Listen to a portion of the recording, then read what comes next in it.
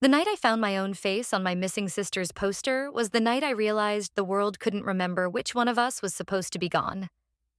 By the time I turned onto Willow Street, my feet felt like they were made of wet cement. It was the same walk I did every evening after work, same cracked sidewalks, same sagging porches, same flickering streetlight at the corner that the city swore they would fix 6 months ago. And for the last 4 months, the same thing hanging on every other utility pole, my sister's face. I did what I always did. I tried not to look. It never really worked. My eyes would slide over missing in those heavy black letters, over the smiling photo of Hannah that my mother had chosen, the one where she looked bright and alive and annoyingly perfect. Every time it felt like getting punched in the chest. But that day, something different tugged at the corner of my vision. I almost walked past it. The poster stood out only because it didn't stand out the way it should have. The others were soft and peeling, edges curled, ink faded to a washed-out gray.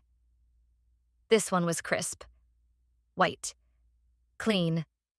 Like it had been taped up an hour ago. I stopped. The paper was flawless, the tape corners neat and new, not weather-beaten like the rest.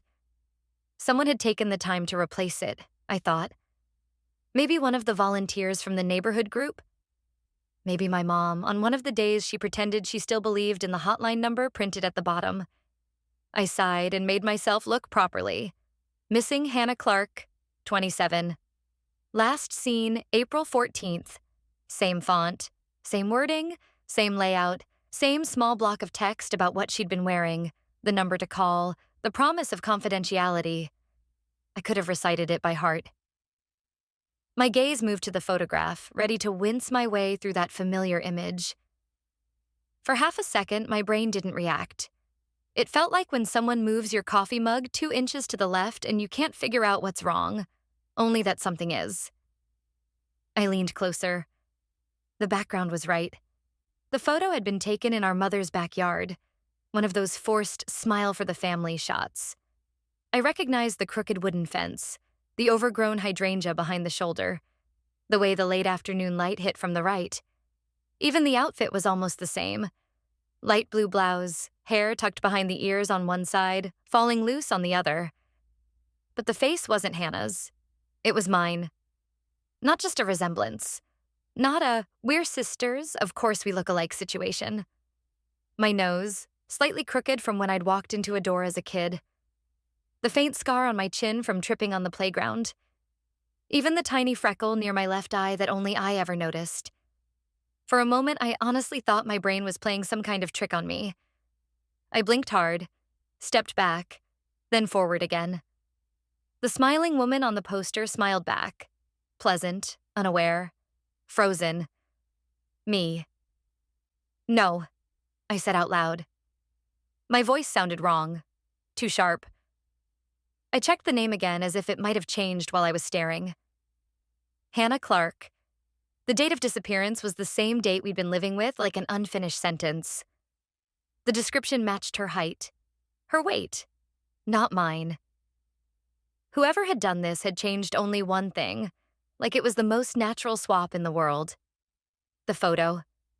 My heart started to tap too fast against my ribs.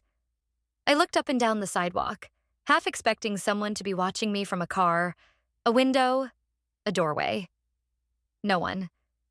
Just the hum of distant traffic and the buzz of the broken streetlight. I reached up and ripped the poster down. The sound of tearing paper made me flinch. It felt like I was doing something wrong, like defacing a grave marker. I folded it quickly, hands shaking more than I wanted to admit, and shoved it into my bag. Maybe it was a sick joke. Maybe some teenager with a good eye and bad taste had scanned my social media and decided to edit the original. People did worse for fewer laughs, but it didn't feel like that.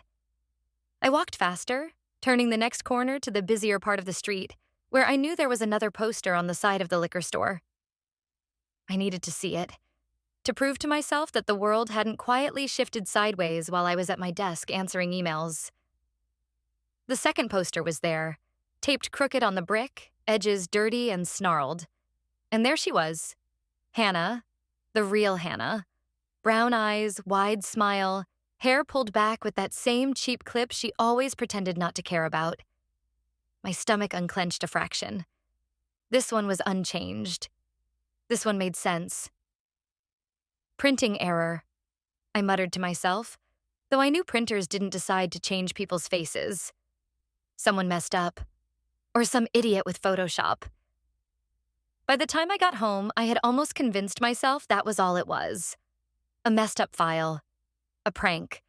Something I could complain about in our family group chat without sounding unhinged. I kicked off my shoes, dropped my keys in the bowl by the door, and pulled the folded poster out of my bag like it might bite me. On my kitchen table, under the yellow light, it looked even more wrong. The photograph was high quality, every strand of hair defined, every pore and line visible. The smile on my face was unfamiliar, too soft, almost dreamy. I do not smile like that. Not for cameras, not for anyone. I looked content. I tried to remember when this could have been taken. I flipped through my mental files. Backyard, blue top, hair that length. I pulled out my phone, opening my gallery, then my social media, searching for anything similar. Nothing. Plenty of photos of Hannah in that spot. Some of us together. A few of me, but the angle was different. The lighting was different. The expressions were wrong. There was no version of this image. Yet here it was, printed on a piece of paper, asking strangers to call a number if they saw my sister. I held the poster closer. If this was edited, it was perfect. No weird edges, no mismatched shadows, nothing that screamed tampering. The more I looked, the more it felt like this had always existed, like I was the one misremembering. My gaze drifted to my eyes in the picture. There was a faint shine there, the way light catches when you smile. A tiny reflection, almost microscopic, just a brighter dot in the dark. I frowned and leaned in, squinting. It wasn't just a dot. It was a shape. In the reflection on my printed eyes, there was the suggestion of a figure standing behind my shoulder. Just a blur, a darker smudge against the lighter sky. I swallowed, suddenly aware of how quiet my apartment was. I blinked and looked again. The figure was clearer now, just enough to tell that whoever it was, they were closer to me than anyone had been a moment ago. I barely slept. Every time I closed my eyes, I saw that picture of myself on the poster, smiling that wrong smile, my eyes reflecting that blurry figure standing too close. I must have checked the locks 3 times before finally collapsing on the couch with the TV on mute, just to have something moving in the room besides my thoughts. By morning, I'd made a decision. If it was a prank, I needed proof. If it wasn't a prank, I didn't have language for what the alternative was. I just knew I couldn't sit in my apartment and wait for my brain to calm down. It wasn't going to. I left early for work and started where I'd found the first altered poster. The pole on Willow Street was bare. Someone had torn that one down, obviously. Me. I moved on to the next corner and the next. I walked the whole usual route, then veered onto side streets I didn't normally use, hunting down every place I remembered seeing Hannah's face over the last months. Some showed her. Some showed me. There wasn't a pattern at first. On one block, 3 in a row had my face, my features pasted over her name and her description like the world had collectively decided we were interchangeable. Around the corner, 2 more were Hannah again, faded and water-damaged, mercifully normal. The worst ones were the ones that seemed to hesitate. I'd catch them in my peripheral vision as Hannah, then turn to look and find my own face staring back. Or I'd be sure I was seeing myself, only to blink and suddenly it was her again, all in the space of a heartbeat. It felt like the posters were flipping a coin every time I looked away. I told myself I was exhausted, stressed, grieving, all the things people had been telling me for 4 months. This is what that looks like. I tried to reason. You see what you're afraid of, or you see what you expect. Except I had never once expected to be the one on those posters. By the time I called my best friend, my hands were shaking so much I almost dropped my phone. Can you meet me on Maple, by the laundromat? I asked her. I tried to keep my voice even. I need you to look at something. She didn't ask questions, which is why she's my best friend. 15 minutes later, she walked up, eyes scanning my face. You look like you didn't sleep, she said. I didn't. Just come here. I dragged her over to a pole outside the laundromat. Tell me what you see. I stepped back and let her stare at the poster taped there, the one that had been flipping between me and Hannah like it couldn't decide which sister it wanted to belong to. She tilted her head. It's the same one as always, she said. Hannah's missing poster. Why? Hannah, I repeated. Look closer. Does anything look wrong? She peered at it, then glanced at me, worried. No, it's your sister. Are you okay? On the paper, Hannah smiled out at the world, unchanged, like everything in my head was a private malfunction. I checked 2 more spots with her. Same thing. Every poster we looked at, she described my sister. Not once did she hesitate or squint or frown like the faces were switching on her. Do you see me anywhere?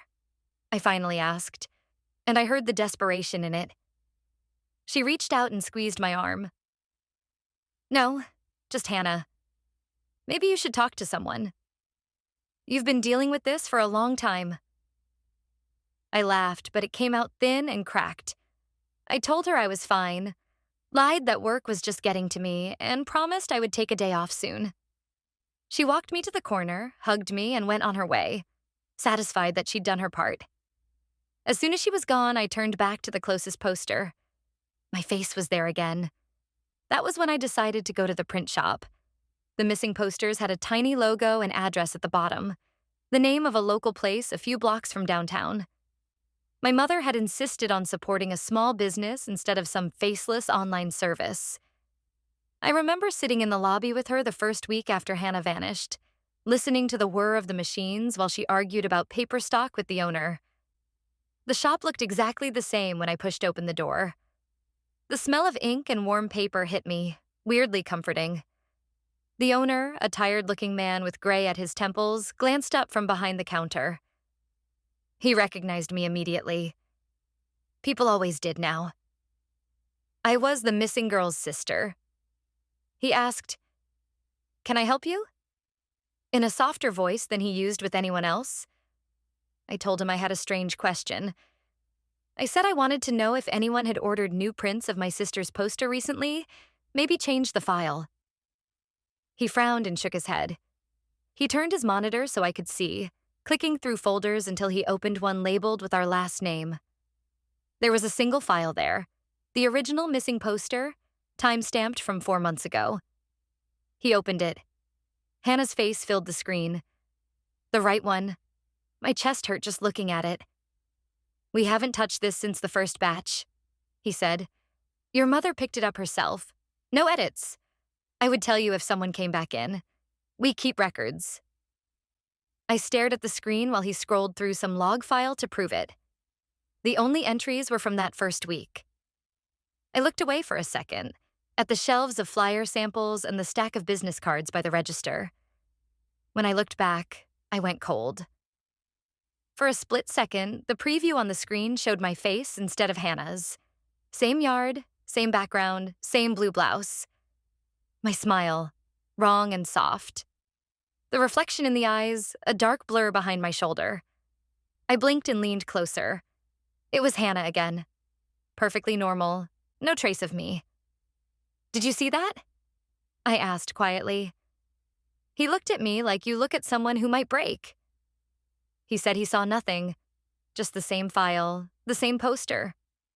On the walk home, the world felt slightly out of sync, like an old video with the audio a fraction of a second off. I unlocked my door, shut it behind me, and suddenly could not stand the idea that my sister's face, my face, might be changing out there without anyone noticing. So I went to the only other place I had of hers, her laptop. I'd taken it when the police gave it back, after they said there was nothing useful on it. It had been sitting in my closet, wrapped in a sweater because I couldn't bring myself to turn it on. That day, I pulled it out like I was unearthing something buried. The startup chime sounded too bright in my dim living room. Her desktop background was still a stupid stock photo of mountains she'd never visited. Icons were scattered everywhere in a way that used to annoy me. What caught my eye was the new folder sitting in the top left corner. Backup faces. The timestamp was from that morning. My hands went numb. I had not touched this laptop in months. No one had. I double-clicked. Inside were dozens of images. Not thumbnails I recognized, not normal photos. Each file was a variation of me or Hannah or both of us, always from that same backyard angle, that same near-identical pose. But each one was wrong in some small way. In one, Hannah's smile was so wide it looked painful, stretching just a little too far. In another, my eyes were looking slightly off from where my head was turned, like the gaze belonged to someone else. A few had our features subtly swapped, my nose on her face, her mouth on mine, both of us blurred around the edges. As I clicked through them, the distortions got worse. Teeth too sharp, skin too smooth, eyes that were just black, faces that hovered in front of the background instead of sitting inside them. My heartbeat crawled up into my throat. At the bottom of the folder was a single video file, named with the date Hannah disappeared. I told myself not to open it. I opened it. The footage started mid-sentence. The camera was shaky, handheld. The first thing I saw was my own face, swollen and red from crying, eyes glassy. I was standing in what looked like my kitchen, holding a missing poster. The missing poster had my face on it. In the video, I wiped my eyes with the back of my hand and said, "I can't believe she's gone," in a voice that sounded like someone else's. I watched myself stare down at the poster, then up at whoever was recording. Then, softer, I leaned closer to the camera and whispered, "Why does everyone think it was her?" The video ended there, abruptly. I sat in my living room with the laptop screen glowing in front of me, the sound of my own unheard grief echoing in my ears, and realized I had no memory of that moment ever happening. I must have shut the laptop at some point, but I don't remember doing it. The last clear thing in my mind before sleep was the frozen frame of my own face on that video. Eyes swollen, mouth forming words a version of me had said that I had never lived through. After that, everything blurred. Pacing the living room, checking the clock, deciding there was nothing I could do at 2 a.m. except try to exist through the next minute, then the next. When I woke, it was to the sound of knocking. Not loud, not urgent, just patient. For a few seconds, I lay there disoriented. I thought it was the front door, that maybe a neighbor needed something or a package had shown up at a ridiculous hour. I squinted at the red digits of my alarm clock. 3:07 a.m. The knocking came again. 3 soft taps. Pause. 3 more. That was wrong. My bedroom is on the 2nd floor. The front door is down the hall and around the corner. This sound was too close, too crisp, with no muffling from walls or distance. It was coming from my window. The realization hit like cold water. The air in my room felt suddenly thinner, like something had sucked the warmth out of it. I pushed myself up on my elbows, listening. Tap, tap, tap. Same rhythm, not frantic, almost polite. Like whoever it was knew that if they banged hard, I'd scream. This was an invitation, not an intrusion. I told myself it was a branch, a bird, the wind. Except there is nothing outside that window but open air and the narrow slice of street below. The knocking came again. My hand fumbled for my phone on the nightstand. The screen flared too bright. My reflection jumped in the black before the lock screen came up. Startled eyes, hair a mess, breathing too fast. I opened the camera without thinking, the way you do when you want proof something strange is happening. If there really was someone out there, dangling 2 floors up, I wanted more than my own shaky description. Moving slowly, like any sudden motion might encourage whatever was out there, I slid out of bed and crossed to the curtain. The fabric felt rough under my fingers, grounding, like something real. I peeled it back. Nothing. Just the street below, empty and washed pale by the weak orange glow of the lamppost. No ladder, no balcony, no hand pressed to the glass. My window pane stared back at me, reflecting my own pale face, wide-eyed and sleep-creased. I let out a thin, unsteady laugh. Exhaustion, I thought. Nerves. There had been so many nights recently when my brain invented shadows and corners. Of course it was doing it again. I lifted my phone to take a picture anyway. Documentation, I told myself in case I ended up telling this story later and wanted to convince myself I hadn't entirely lost my grip. I flipped the camera to the front lens to catch my own scared expression at the window. On the screen, I was not scared. I was smiling.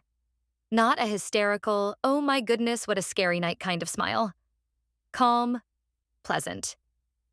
The same soft, wrong smile from the altered posters. My shoulders were relaxed. My eyes were gentle. I looked like I had been waiting for this moment. Every muscle in my actual body, the one holding the phone, was rigid. My breath hitched. The version of me in the phone didn't blink. It just smiled at me, like a mirror had decided to give up on accuracy and show me someone else. Then the angle of the shot on the screen shifted, just slightly, as if the camera had moved back a step that I hadn't taken. My head tilted enough to reveal the hallway behind me. And there, over my shoulder in the reflection, stood someone else. She was out of focus, just far enough back that the camera caught her as a suggestion.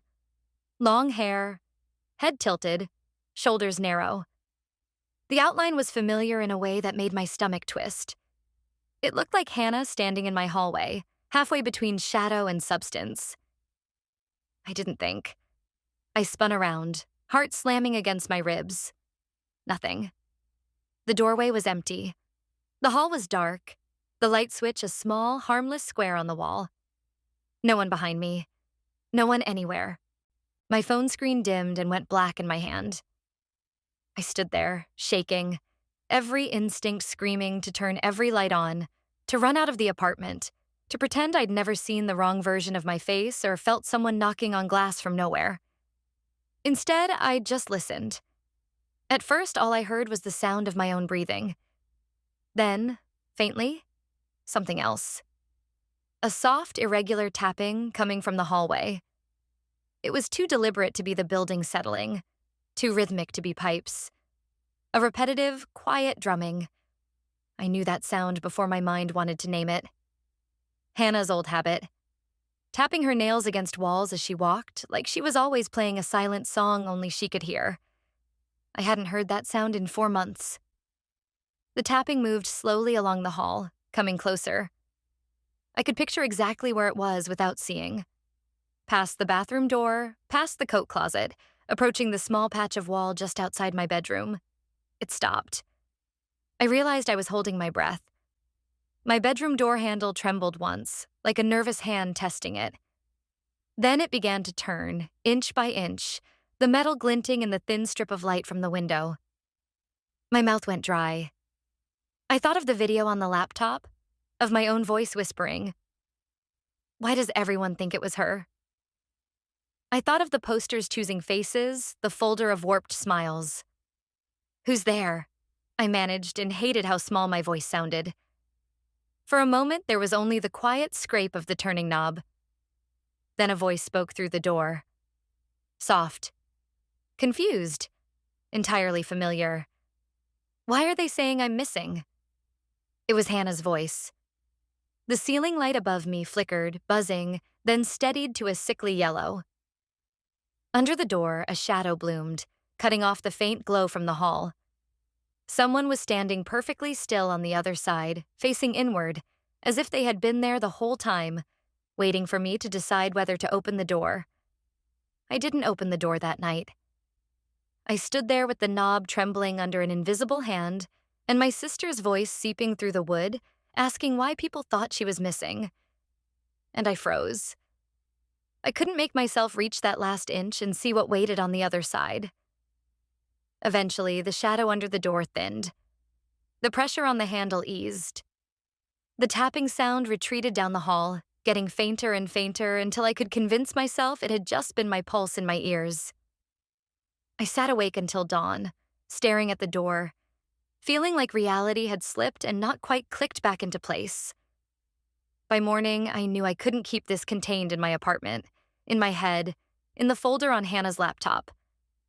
Someone else had to say something was wrong. Someone else had to see it.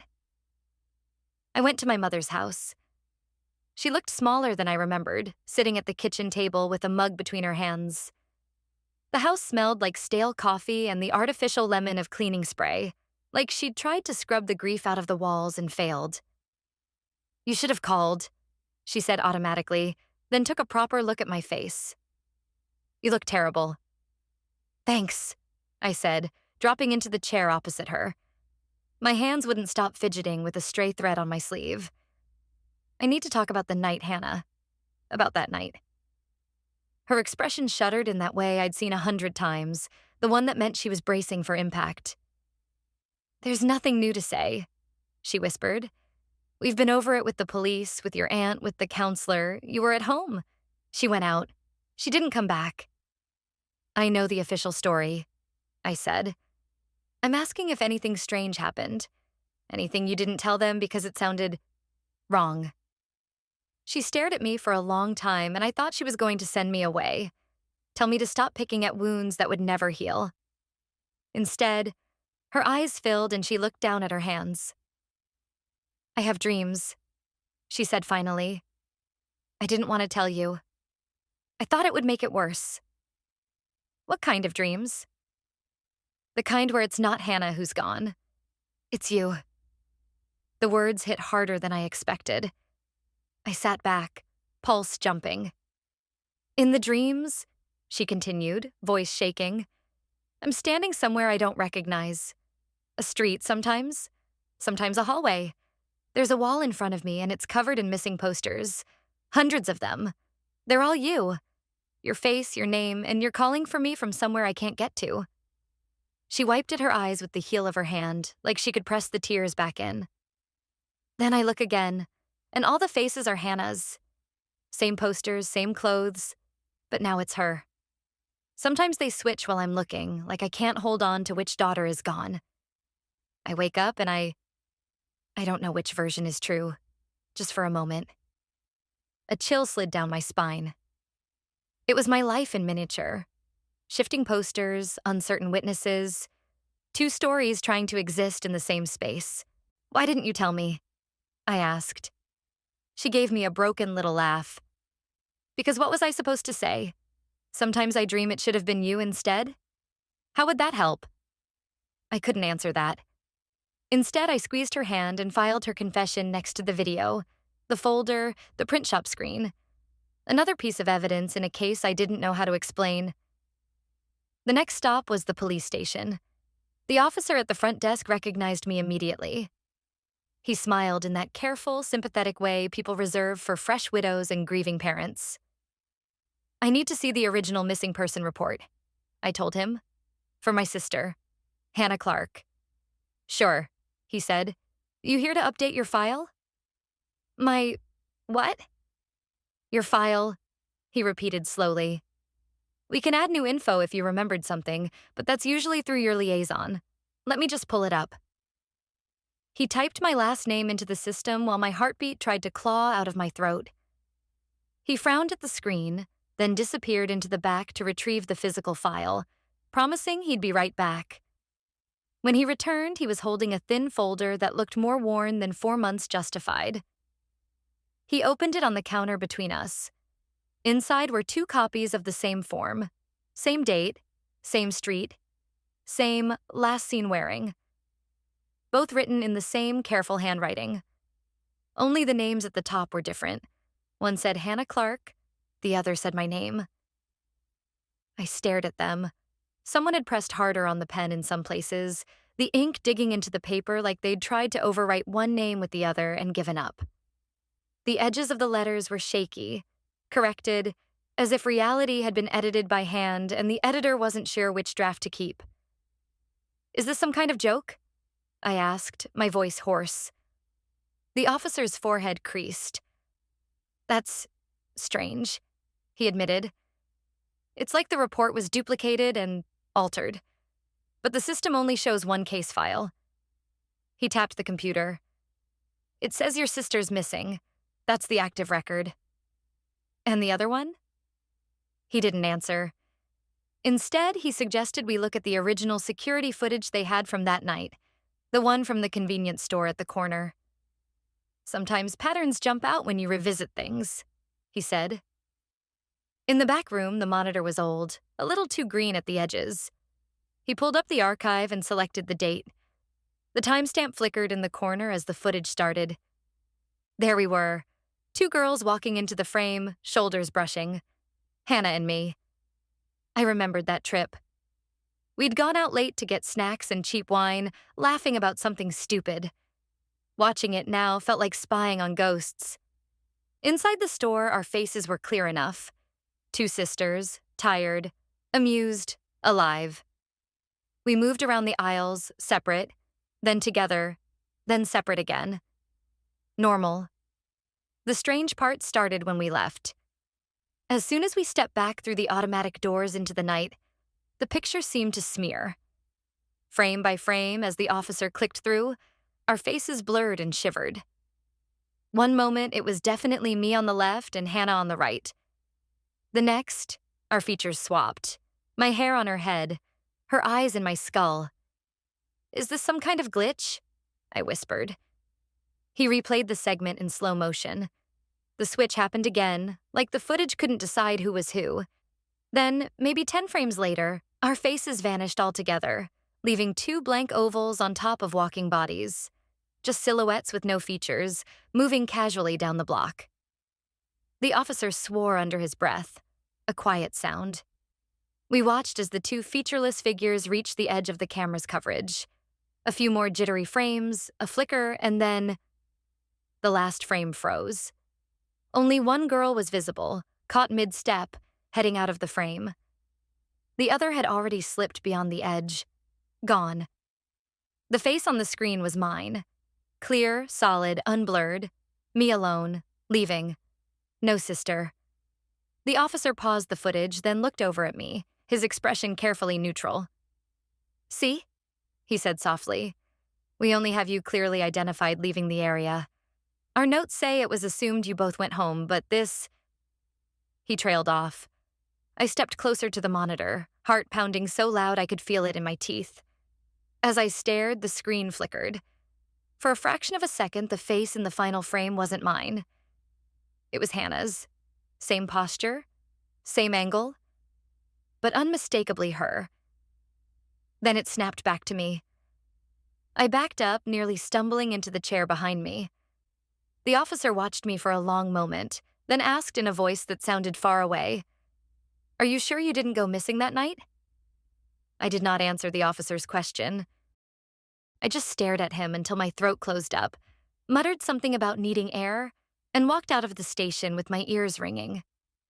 The afternoon looked wrong, like the colors had been turned down a notch. People moved around me, talking on phones, laughing, living in a reality that seemed to be holding together a lot better than mine. Are you sure you didn't go missing that night? The question echoed all the way home. Inside my apartment, everything was exactly where I'd left it. Shoes by the door, keys in the bowl, a coffee mug in the sink. Familiar, solid, proof that I'd been living here, moving through this space, existing. Then I looked at the photos on the wall. There's a frame by the hallway that used to hold a picture of the 3 of us.